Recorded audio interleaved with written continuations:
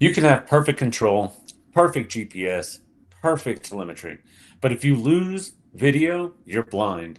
Today, we're breaking down FPV and video links, what it actually means, what it actually matters, what's hype, and how to build something you can trust when it counts.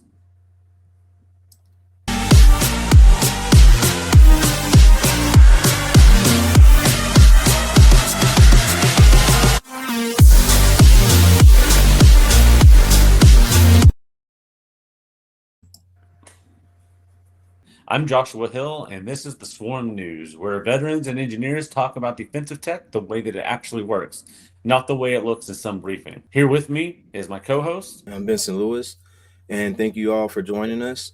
And before we get into the news, I want to say thank you to everyone who's been liking and subscribing to our video and podcast. Right now, as of this week, we hit 150 followers or subscribers on our YouTube channel. And we want to say thank you for everyone who has been following us and enjoying what we have and then liking and subscribing. We really thank you and appreciate you guys for doing that and allowing us to hit a milestone that we set 2 months ago when we first started this. Kind of hard to believe we actually 2 months in. But we have now a new goal, which we have kind of like set steps, which next one is hitting 300. Then after that's 500, then 1,000. We appreciate it if you would share this channel with others that you think would enjoy and like what we are providing our content and helping others to understand and grow from learning what we know from SUAS and also helping others to learn more about SUAS. That being said, this week for news, there's not a whole lot really going on. And the biggest one that was out that we thought everyone probably want to know is that the U.S. Army just placed an order with Skydio for $52 million worth of their X-10D drone. That is equivalent of 2,500 of their X10Ds systems. They're basically saying that according to Scotty, the contract was awarded in less than 72 hours from the initial bid and represents the largest single manufacturer UAS purchase in the Army's history. So that's a significant major small order or a small SUS order. And it's kind of telling Josh earlier that would be a significant help for us to understand what the possibility and capabilities for SUS company can be because we have an opportunity to be in that same realm with things with our system that we're building also. So that is a major factor of change in the United States, especially for the Army, and then seeing all the things that's happening is going to be interesting going forward. With that being said, I don't have anything else. You got anything, Josh? No, I just want to go ahead and say we do appreciate all the support everybody's given us. So thank you. And moving on to this is the part 5 of our 7-part series on building a reliable SUAS system. So far we've covered frames, we've covered power systems, flight controllers, and radio links. And what are we going to be doing today, Vince? Today we're going to be covering the video and what it is and how it works. Pretty much going over it in real time. Okay, so I'm going to play the operator as usual, and Vince is going to break down what actually going on behind the systems. So, all right, as we always do, we're going to start simple.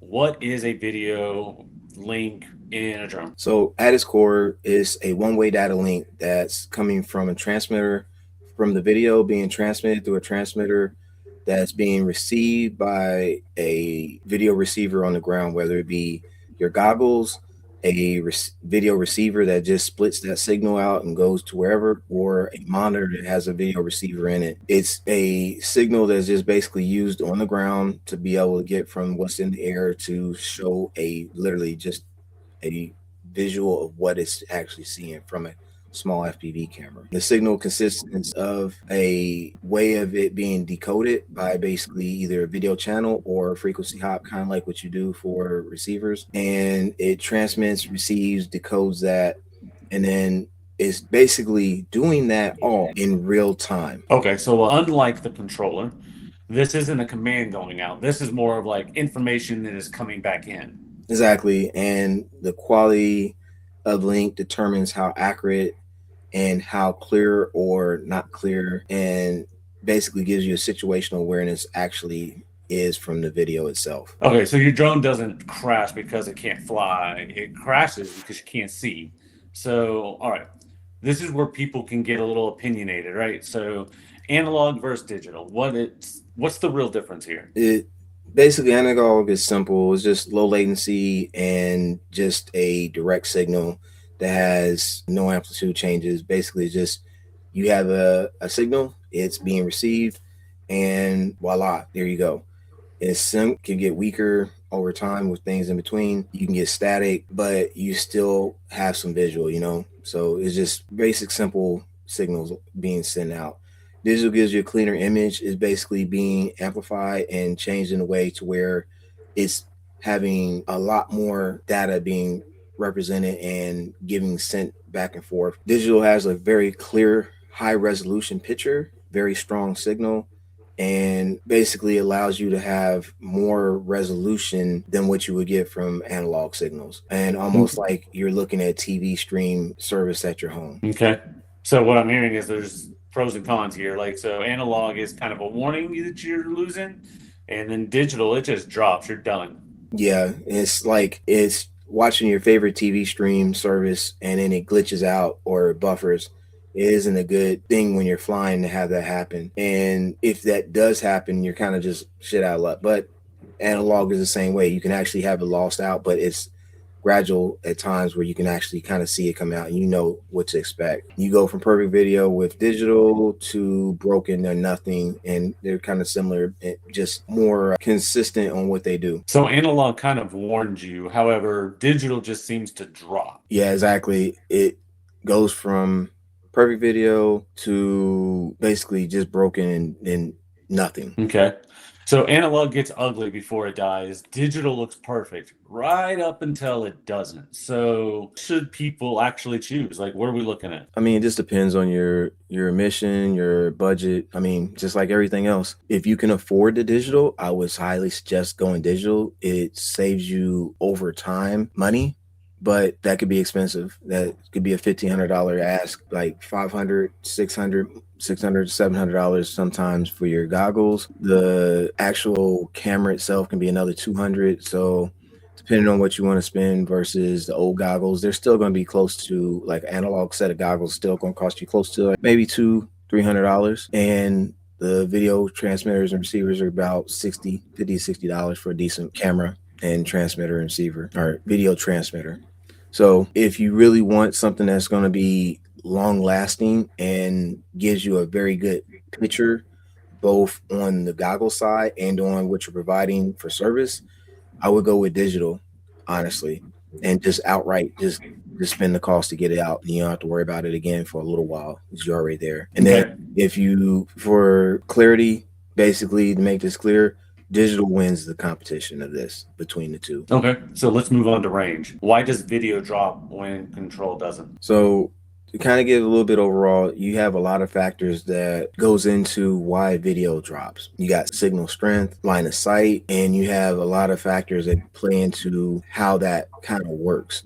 So because digital video requires more bandwidth and a true line of sight, you just need to make sure that's clear. But it's not as bad as where analog, you have to have it. It is not a if and or but about it. Digital, you can have things in between and it'll still work and it can shoot through. Analog, as soon as you start getting things in between you and your signal, you literally will start seeing it drop off. So basically, more data controls the signal that you need to do what you need. That means that the video usually is the first thing that degrades and fails when you have a lot of items in between you and your video, or your aircraft and your goggles, or whatever you're using to receive the video in. So your video link will fail before your control link every time. So what about penetration, trees, building, different terrain? Like, how does this factor into our links?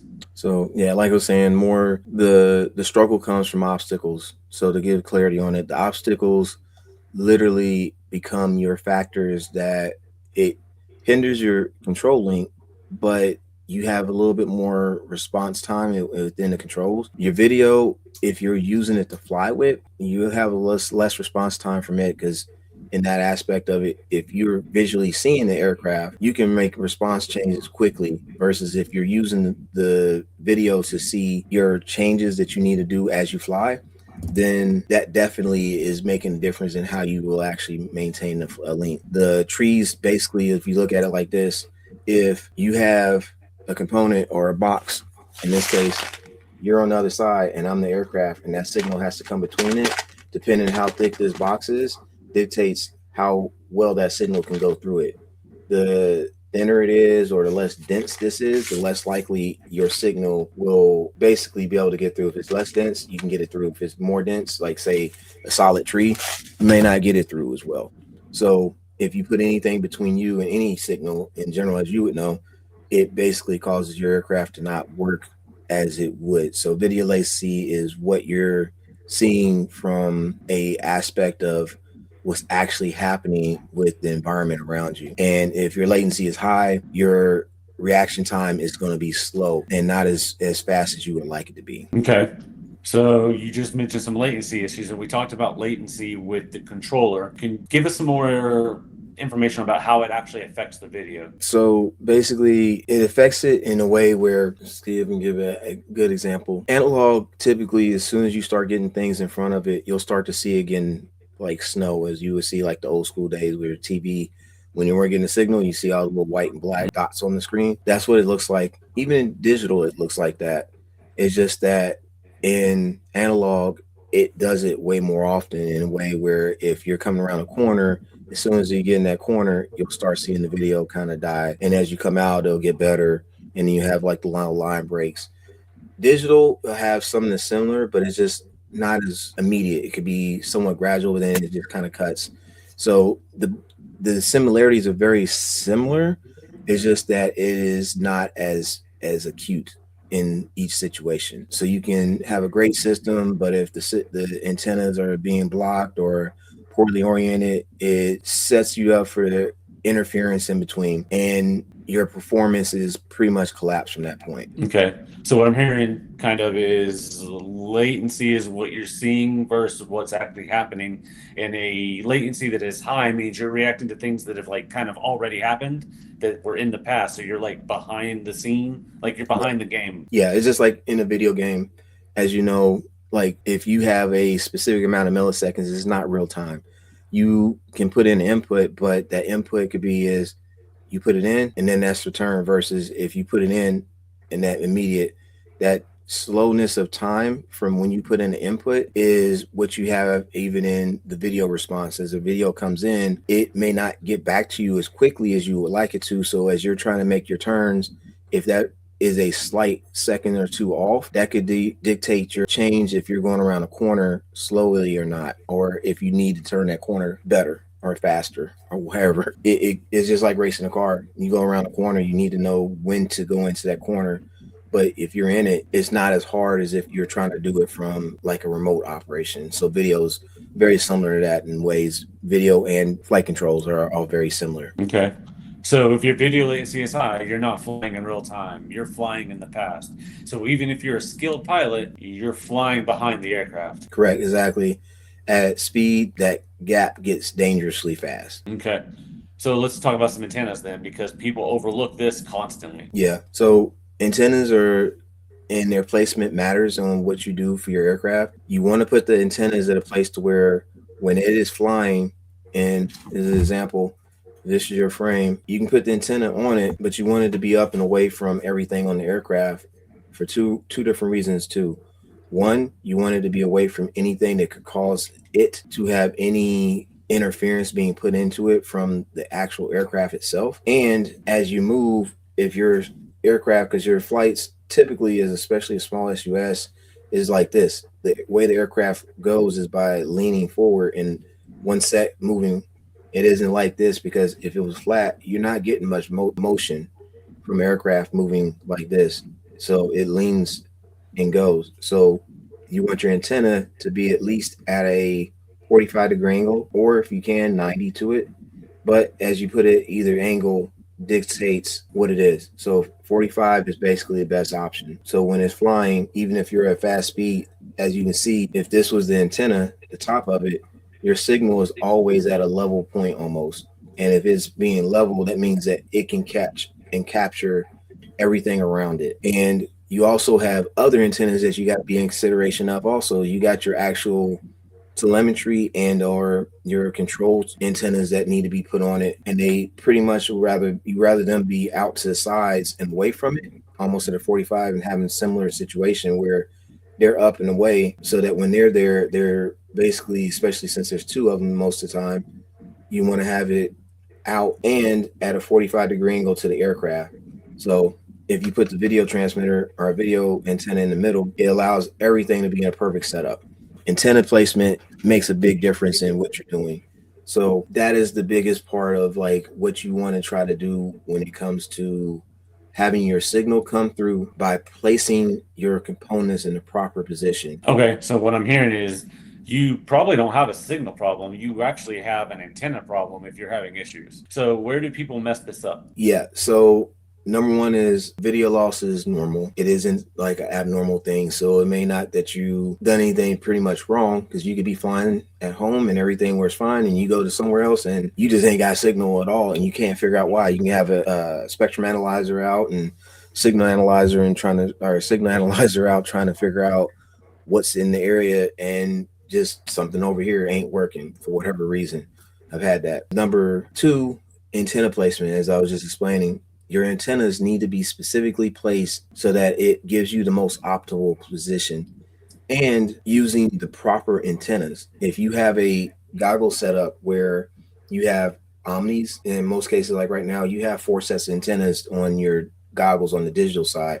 If you put your 2 as omni and you have 2 directional patch antennas, especially if you are going to keep the aircraft in front of you, the patch will give directional, which will give you a direct line of sight to get that signal back, and the omnis will cover everything else in between, so that it basically covers a flat, long surface. If you put a good antenna on your aircraft that you know of, and there's several companies out there that have make really good ones. You go with something cheap, you may get what you pay for.